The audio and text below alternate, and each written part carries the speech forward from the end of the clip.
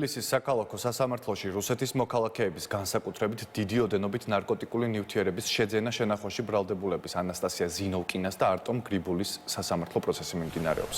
პროცესი ხმაურით დაიწყო საბადრაგო სამსახურის გადაწყვეტილებით. უსაფრთხოების არგუმენტით ბრალდებული ცოლ-ქმარი ცალ-ცალკე ადგილებზე განათავსეს, რასაც მათი პროტესტი მოჰყვა.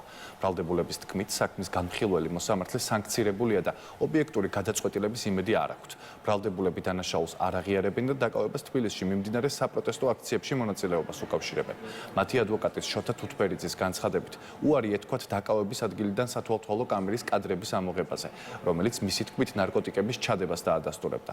ბრალდების მხარე საუბრობს ნეიტრალურ მოწმეებზე, თარჯიმანზე და ნაქირავები ბინის მეპატრონეზე, რომლებმაც პროკურორის თქმით, როგორც პირადი, ასევე სახლის ჩხრეკისას ნარკოტიკების ამოღება დაადასტურეს. ანასტასია ზინოვკინა და არტემ გრიბული 2024 წლის 17 დეკემბერს თბილისში კრიმინალური პოლიციის თანამშრომლებმა დააკავეს. პროკურატურის მტკიცებით მათი საცხოვრებლის და პირადი ჩხრეკისას 16 გრამი ნარკოტიკული ნივთიერება ალფა პვპ ამოიღეს.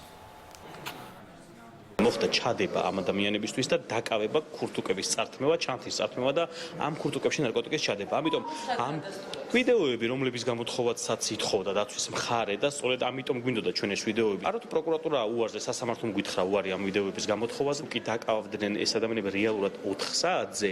დაკავების ოფისში წერია 6 საათი, იმიტომ რომ პროკურატურამ ეს 2 საათი გამოიყენა სწორედ ამ ჩადებისთვის, ფალსიფიკაციისთვის, მტკიცებულებებისა, ხო?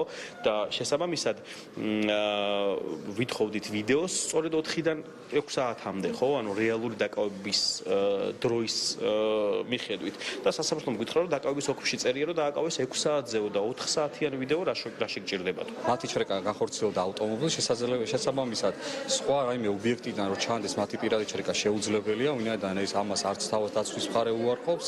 რაც შეეხება საქმეზე არსებულ ნეიტრალურ მტკიცებულებებს, საქმეში მონაწილეობა მიიღეს თარჯიმნებმა, ასევე საქმეზე დანიშნულია ბიოლოგიური ექსპერტიზა, რამდენად ჰქონდათ მათ შემხებლობა ნარკოტიკულ საშუალებებთან, უშუალოდ იმ პაკეტებთან, რაც მათგან იქნა ამოღებული. მათი პირადი ჩრეკის დროს არის ამოღებული, ამას ადასტურებს ნეიტრალური პირები, თარჯიმნები, რომელიც გამოკითხული არიან საქმეზე წარმოდგენილი ექსპერტიზის დასკვნები, მათ შორის ნიშანდობლივია ის გარემოება, რომ მათი საცხოვრებელი სახლის ჩხრეკის დროს, რომელსაც გარეშე პირი დაესწრო და რომლის ასახვაც მოხდა ასევე ვიდეო ჩანაწერით, საქმეში მოთავსებულია.